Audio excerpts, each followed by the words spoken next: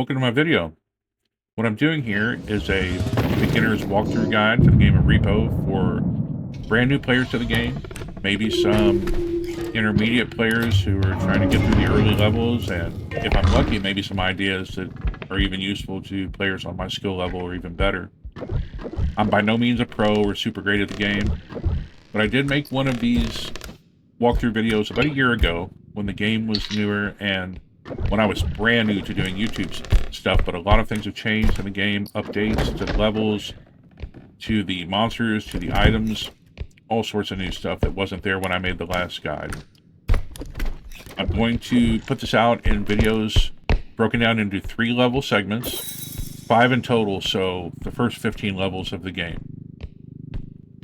I'm also going to make this more user-friendly by covering specific bullet points, 5 or so on each level, and there will be time stamps in the description. So if you're looking for things for a specific level, or maybe specific concepts or ideas, it'll be much easier and faster for you to find. Now, the way this game is played, there's a value amount at the top right of the screen, 8,680. You can get that much value in items, put them in your cart, take them to the extraction point, and you can clear the level if you want. But I believe in being super greedy. Especially early in the game, I'm trying to max out all the value I can so that when I get to the shop that's at the end of every level, I can buy as many things as possible. Upgrades, weapons, things like that. Now, as I'm going through the game, like I said, I want to cover some bullet points that I believe are important for the new player. The first of those being max out the value. That's super important early. You start the game with no weapons, and that's how you obtain the weapons, is through buying them in the shop. So the more value you get, the more items you get in the shop. Also, there are, of course, different sized items. You'll see I've been putting a lot of small things in the cart, right? Well, there are much larger items. And as the levels go on, you'll see there are some very, very big items. But for example, this candle here, it's very heavy, it's very big. I don't have any strength upgrades yet, so it's not like I can move that thing around very easily. So when I do come across the really large items like that, I don't even put them in my cart, especially early in the game. I generally take them to the extraction point as soon as possible because I want to keep as much free space in my cart to stack up as many items as will fit in there. That way, getting way more value. Another couple things to cover. Sound cues. You just heard that sound, that like spooky noise in the background. That sound will always let you know that there is a monster nearby. Now, of course, we saw the rope immediately, but there will be a lot of times when a monster might be behind you or out of view. You hear that sound, you know to look around because something's close. Also, this wand that I'm using to hit him with, there are a lot of interactive items in the game, and they can be used for different things. A lot of them can be used for weapons, like you just saw. It's a very effective weapon, especially on the first level when I don't have any weapons. I was able to take out that tier 3 monster. So definitely get familiar with which items do which different things. Not all items are interactive, but some are. For example, there are some little green orbs in my cart right now. If you're ever super in trouble and you have some of those, you can bust one of those on the ground and they'll give you 10 HP back if you're really low on health. Now, items are unique. A lot of the items are unique to specific levels, so you'll see some things on levels that are only on that level, right? That wand is unique to Swift Room Academy, this level.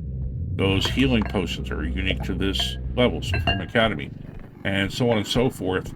As you go through the game, you'll start to realize, like, the things are themed to the map they're on. This is Swift Room Academy. It's a magic school, so you're going to get a lot of magic-related stuff. You'll see that as we go on, too. Now, this is me carrying this big, heavy item to the extraction point. Like I said, I'm not putting that thing in my cart because then that would take up so much space that I'm trying to stack up other stuff with. There is only one extraction point on the first level. As you go deeper into the game, you'll see more extraction points per level. There's one on level 1. There are 2 on levels 2, 3, 4. No, 2 and 3. Levels 2 and 3 have 2 extraction points. Then there are 3 extraction points on 4 and 5. Then there are 4 extraction points until you get to level 15. And then there are 5 extraction points on every level after that. So, there you go.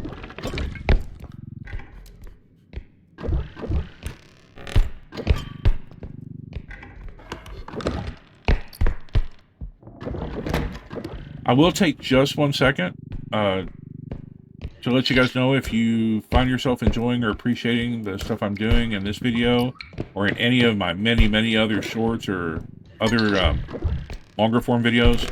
I'd really appreciate it if you take a second to like, comment, subscribe, interact, however you like. I'm certainly trying to reach the monetization point with my channel. I'd like to do a lot of cool, other fun, interesting things.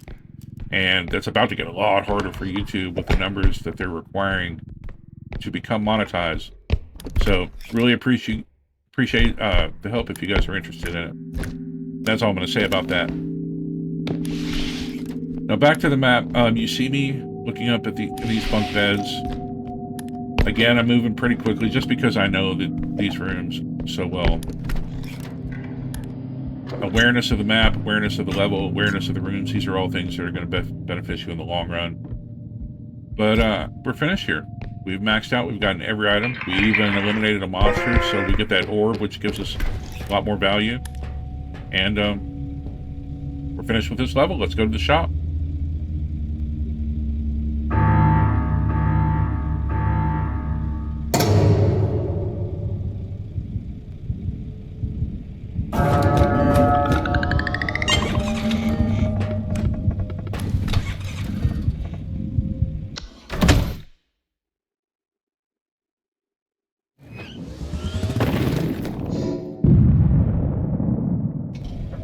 After every level, you will come to this shop. This is where you buy your weapons, a whole bunch of different types of upgrades. They have energy crystals that we'll get to later into the game that replenish your weapons as you use them. I prioritize early on health upgrades, strength upgrades, and stamina upgrades. Now you do have to adapt because things are random in how they appear on the shelves in the shop, how many of certain things appear in the shop. So every game you kind of have to adapt to what's available. There's no like set in stone. There's no recipe, right? But like I said, I prioritize those things early. My whole goal being I need the tools that it will take to get the most value out of the next upcoming level. And also to give myself the best chance of getting through the level. So, max health is a no-brainer. That's why I got the green health upgrades. There were no strength upgrades, or I would have definitely gotten some of those. You do need to accrue strength as the game goes on, so that you can more easily move bigger, heavier items. And also, the more strength you have, you can move monsters around and fight them that way. You don't have to always be using a weapon to fight them. But that requires quite a number of strength upgrades. There are items in the shop called drones. There are different drones. One of them is a feather drone that you will see. Sometimes not in this shop, but it will be there sometimes. And a lot of times, if it's there after level 1, or even level 2, I will buy it simply because you can use it on any item of any size, and even without any strength upgrades, you can move anything, which is a huge deal early in the game. But this is what I've got from this level. I've got 3 stamina upgrades, 2 health upgrades. I've got some different grenades. I have a stun grenade. I have an explosive mine. I have a stun mine. And I have a duct tape grenade, which is a lot of fun. It's like 4 different grenades literally duct taped together. So going into level 2, I do like to keep extras in my cart. I always like to keep some things in there, because you never know. I mean, I did just fine. I want to use them if I need them. And going into this level, there will be a tier 3 monster, which is a big one. There's level 1, 2, and 3. Going from weakest to strongest. We don't know what that monster is going to be. It's random every game. We just know that that level of monster is going to be on the map somewhere. So we want to be prepared for that. When it comes to fighting the monsters, you want to fight smart. I'm going to be very honest. I make so many, dumb mistakes so often. And that's okay. I don't mind. Most of the time, at least I have fun doing it. One mistake that I've made more often than any other in this game is getting into fights with monsters that I shouldn't be in. I'm definitely in favor of fighting the monsters, but being prepared for the fight when they happen and knowing how to fight them, knowing their movements, knowing their strengths, knowing their weaknesses, etc. And that's something I'll get more specific about later on in different videos.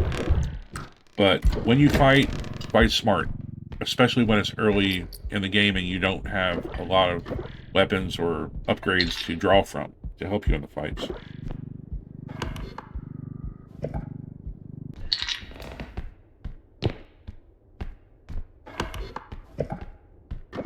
I'm a big believer in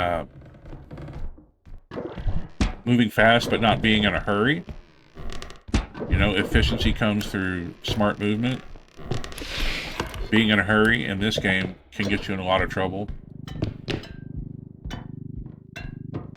So patience is definitely rewarded, but so is efficiency. And, you know, nobody wants to spend a half an hour on a level that you should get through in like 10 minutes, right? You'll see I brought those items back to the extraction point, not because they're big, but because they're oddly shaped. So a few of them, and they take up way too much space in my cart, and I'm not having that. Okay, this group of 4 gnomes, this is considered one tier 1 monster. So we take those guys out real quick. No biggie.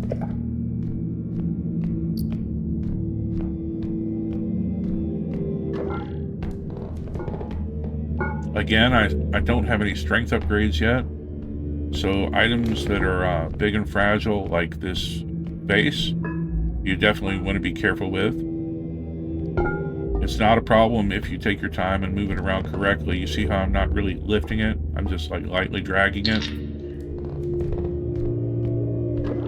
And even with 1 strength upgrade, if you use position and leverage, you can get those bigger things into the cart without much of a problem. Now, there is another type of vase in this game that is great big and super heavy. That's much more difficult to move around than that vase was. But we'll cross that bridge when we get to it.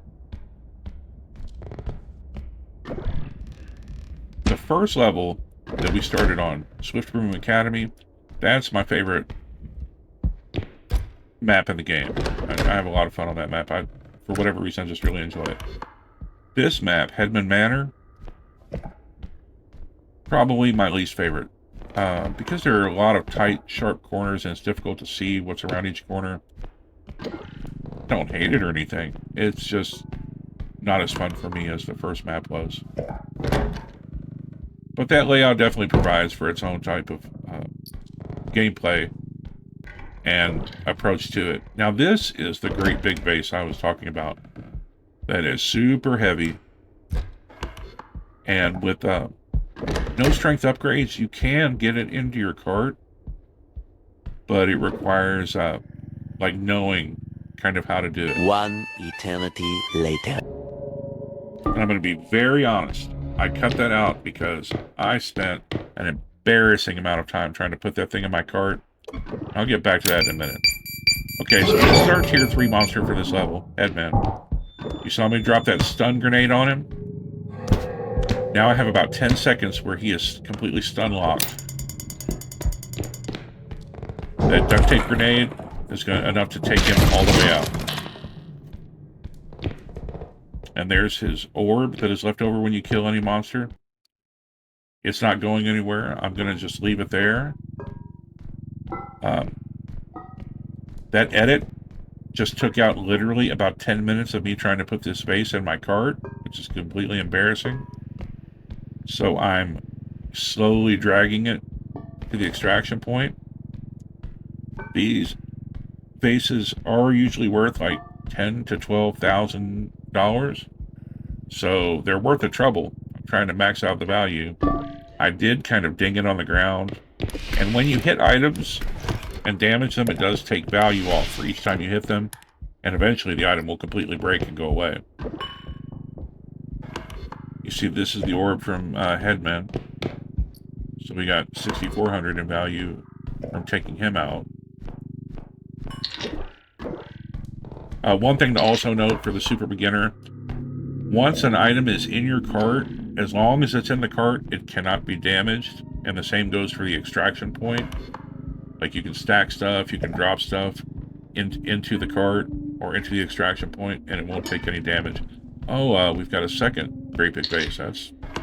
That looks like fun. I'll get to that in a minute, though.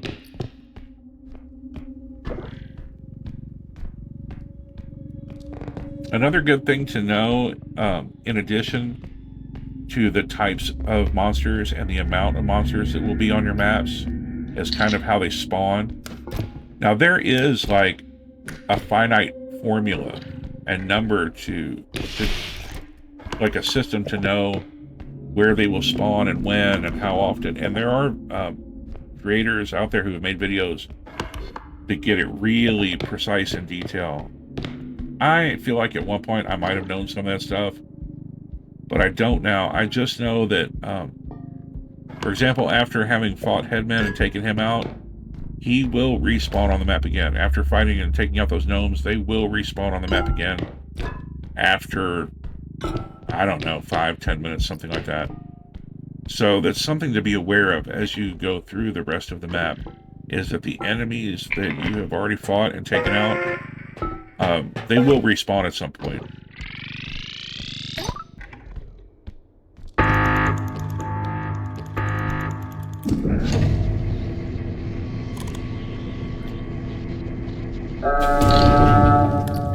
Okay, so that's not a bad start to the map. Aside from the weird struggle with that vase.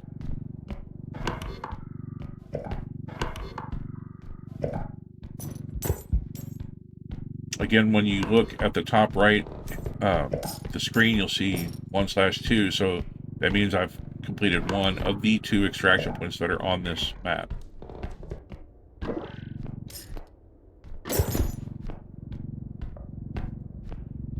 Now, I know that I still have this great big vase to contend with.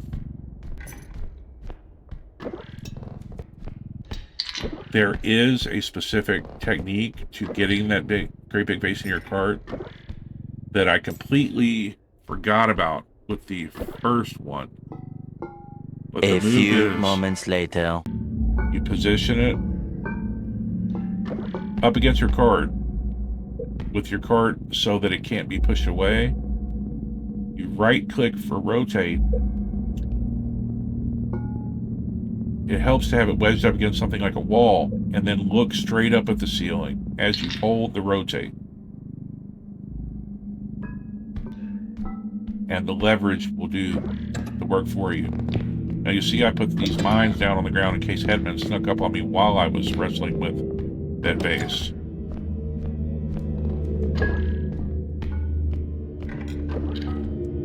I feel kinda dumb that I forgot about that move. Uh-oh.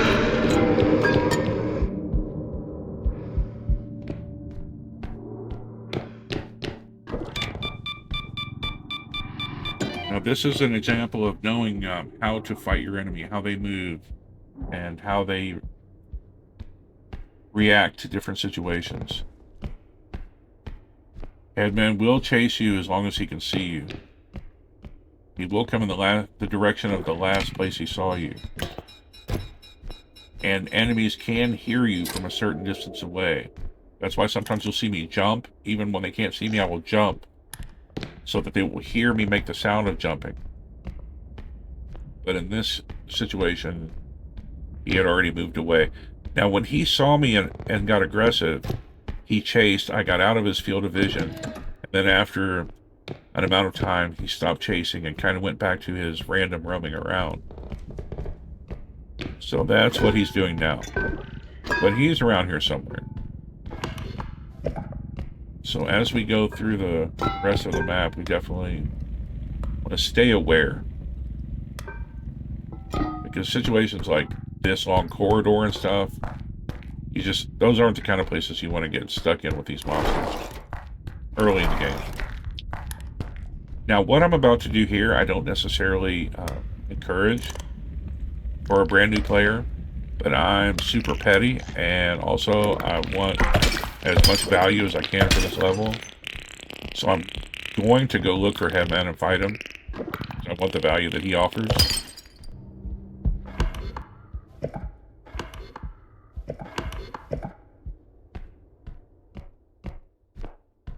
And once you get proficient at the game and knowing how to fight the enemies, I would certainly encourage doing the same thing.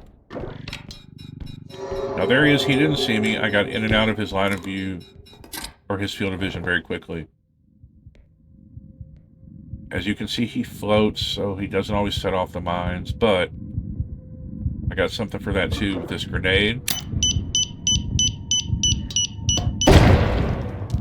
Now that did a great deal of damage, stunned him long enough for me to drag him close to the stun mine, which, as you saw, once he gets close enough, locked onto him, and then allowed me to do that move to finish him, which is a tumble launch. The way you do that is you jump, then hit sprint and tumble launch at the same time.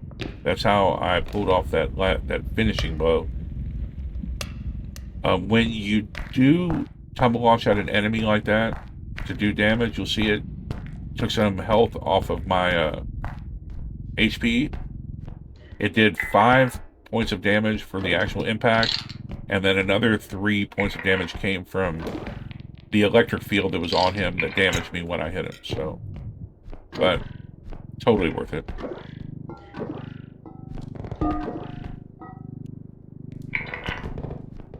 You'll see there, with that big vase, again, I leveraged it just over the side of the cart.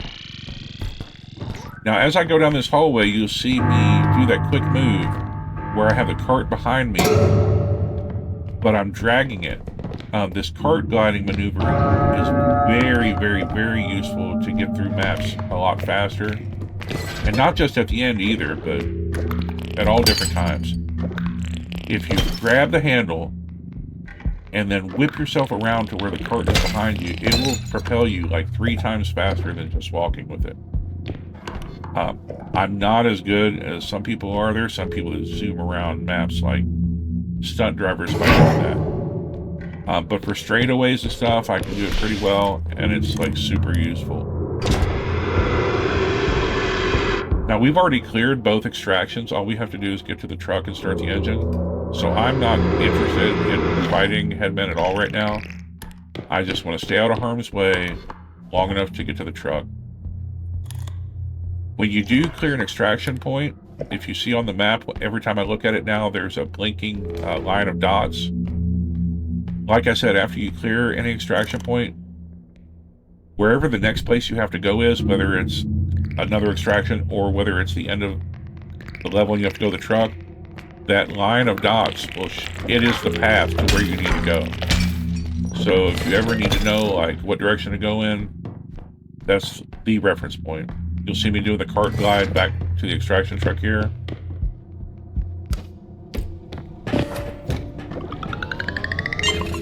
Also, as you see, when you get into the truck at the end of a level, it does give you a certain amount of your HP back. So that's a really handy thing. As you progress through the game, the amount of HP you get back gets less. But early in the game, you know, when you only start out with 100 or whatever, you get 50 back if you take any damage just by getting in the truck. Alright, so we're in the shop again. Got 56k to spend.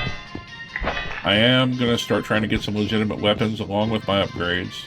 You see me putting the priority on the health again. You see there the hold to re-roll. If you don't like the upgrades that are on the shelf, you can roll again to try to get some new stuff. It's totally random. But I did get a strength upgrade that wasn't there the first time. So it was worth the 5k I had to spend to re-roll.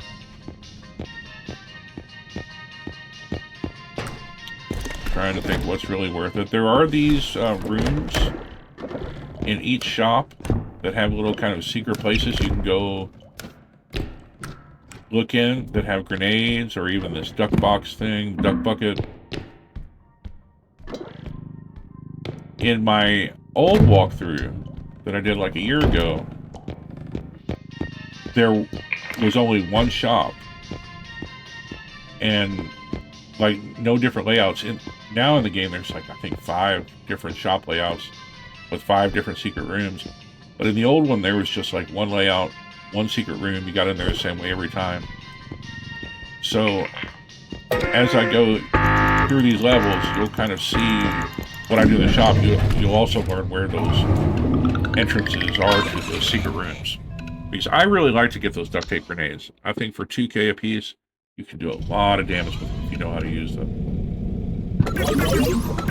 Okay, so now we only have 1 strength upgrade here. But we do have 4 stamina, we do have 4 health, and even 1 sprint speed.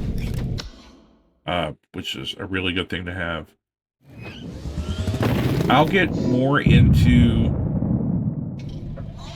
how to maximize your upgrades in later levels, like in future chapters of this series.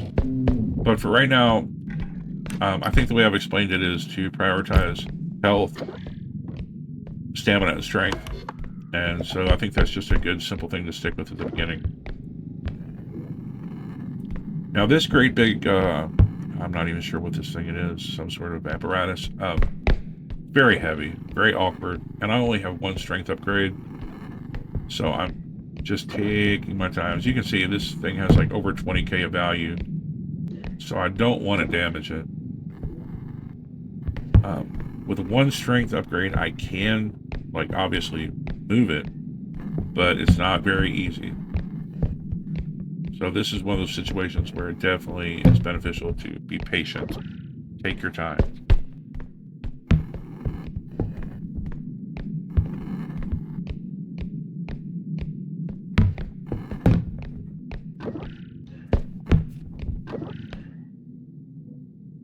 Yeah, I'm kind of paranoid. I definitely check the doors a lot.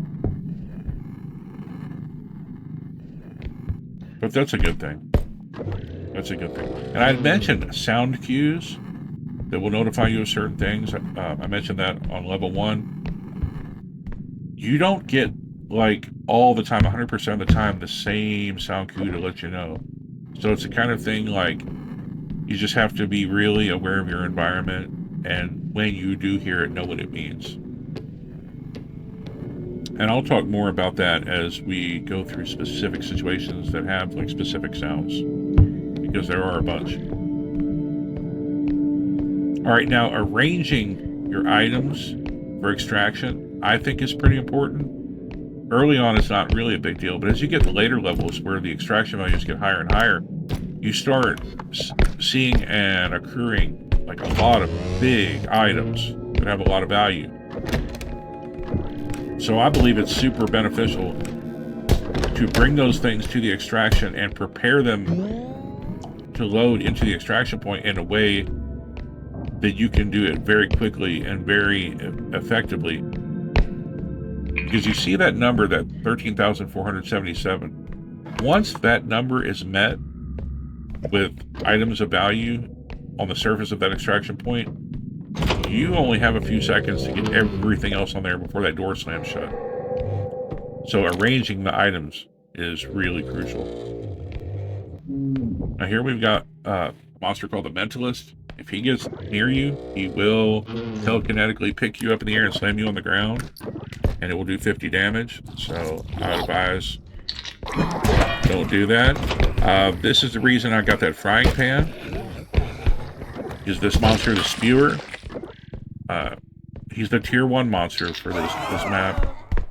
Oh, that's the cleanup crew. We'll talk about the spear in a second. Now, the cleanup crew is kind of a wild monster. When he sees you, he makes that kind of gasp. He will shoot. His whole body is... He's like a mutant. His whole body is like covered with like human heads. And he will actually shoot a head off of him at you like a weapon if you stay in his field of vision for just a few seconds.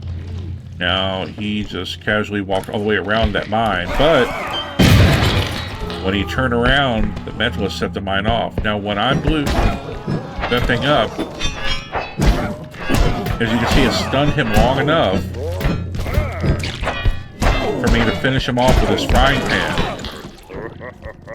But he shot his heads off at me. As you can see, it hits the ground, it makes some funny, weird noises, and then that head will bounce along the ground and chase you. And if you don't get away from it, it will explode and do a crazy amount of damage to you. And then you'll see when it exploded, it made like a green cloud of gas. It's like a toxic gas. So when that head blows up, you want to wait for that cloud to dissipate, because if you walk through it, just the poisonous, like, green cloud will do damage to you as well. So all in all, that fight worked out pretty well. Now, on this level, I know that there is a tier 1, a tier 2, and a tier 3 monster, and I just fought all 3 of them.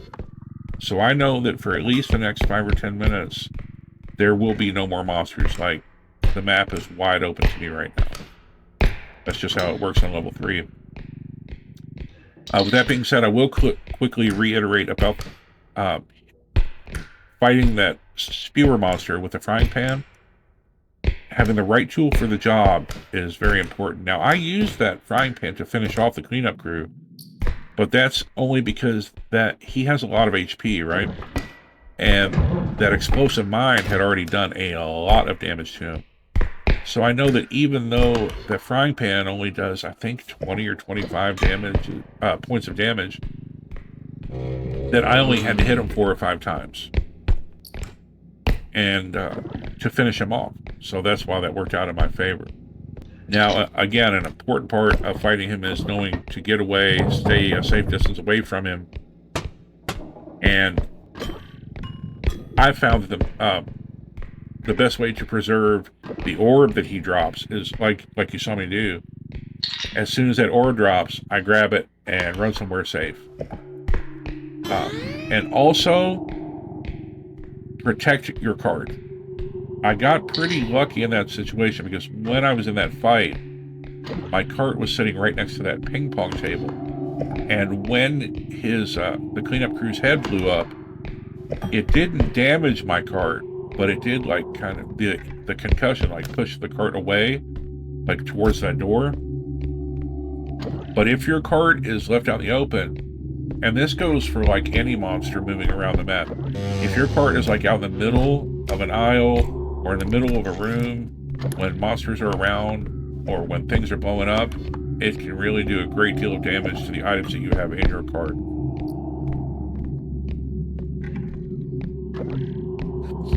Alright, now this thing, now that I have it standing up, even though it's big and heavy, it's definitely a lot easier to move just enough to get it into the extraction point. Now there's that. Now when you start the game, you will have 1 energy crystal here in your charging station to refill your weapons with. But once you exhaust that energy crystal, that's it. You can't refill your weapons because each time you use them, you see the yellow meter on that frying pan. Each time I hit something with it, one of those yellow meters goes away, and that goes for every weapon, every gun, all that stuff. Every time you use them or hit something or shoot something. So as the game progresses, you have to purchase energy crystals from the item shop to put in your charging station, and you can hold a bunch of them. But that's not something I don't feel like you really even need to worry about in the first 3 levels. buying energy crystals, I mean. So we'll approach that more as we go through, for sure.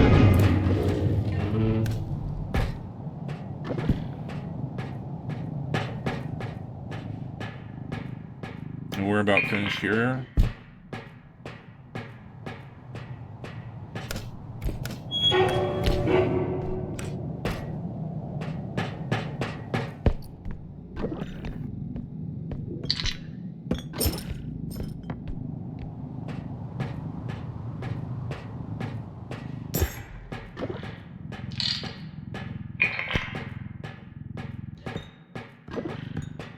I do probably get a little too picky in situations like this with like preloading things up.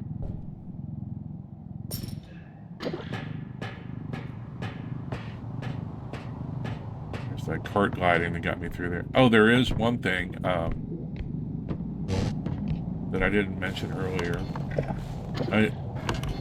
This 3D printer here, we'll come back to that in a second.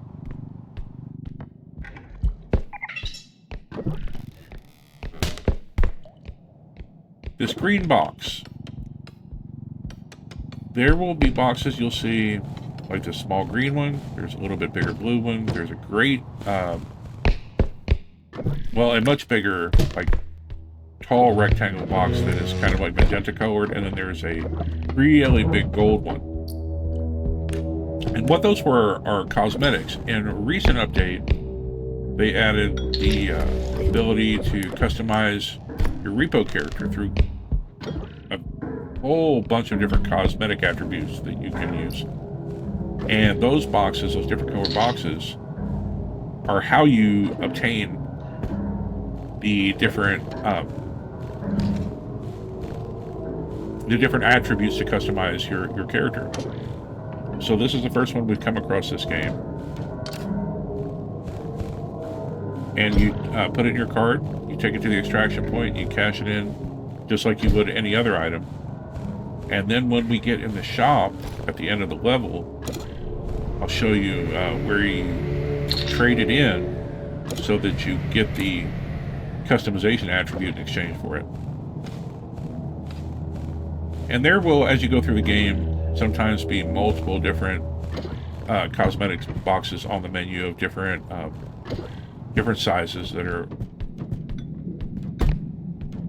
different levels, enable different levels of what cosmetics you can get. But on this level, we got the little green guy. And because of that 3D printer there, and because of that cosmetic box, those are the reason why I emptied the cart out and then went back to get them. So that I could get everything in the extraction point quickly. Now you see me unloading things. I'm doing so purposely so that I don't meet the total yet. That fan, specifically, when you're moving it around, be careful. It will blow stuff all over the place if it points at stuff.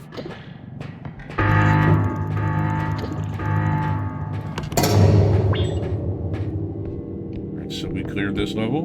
Now, when you hit that final extraction point, any monster that you eliminated,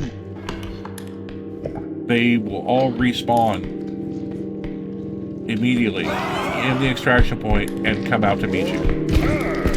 Okay, so that's when he saw me, he shot his head out at me. I'm not worried about fighting anybody. My whole thing here is just get to the extraction point, let them do their thing out there, start the engine, and get out.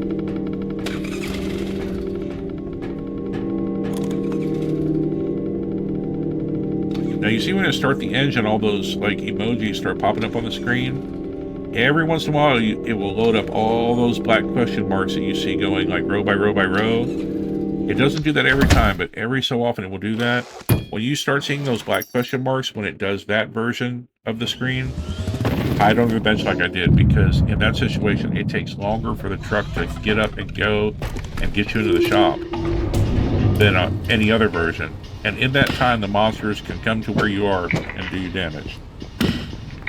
Okay, so now we've got 74k. Now we can really buy some stuff.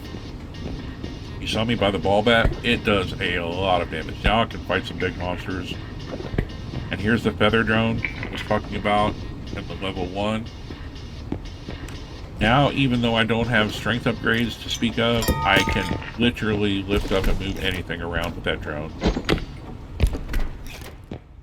it makes even the heaviest item in the game, like, it's like you're lifting up a piece of paper. Just a few other things here. 73k, using 1k left over. This is the contraption where you will exchange your cosmetics upgrade boxes. This is in the shop after every level, and you'll have these little tokens that will appear on the bottom right of your screen, and that's where you feed the tokens. This is how you look through and customize. This is my weird character. This is what he looks like right now. And as you go through the game and as you redeem the tokens for the customization boxes, they never go away. You keep accumulating them more and more and more.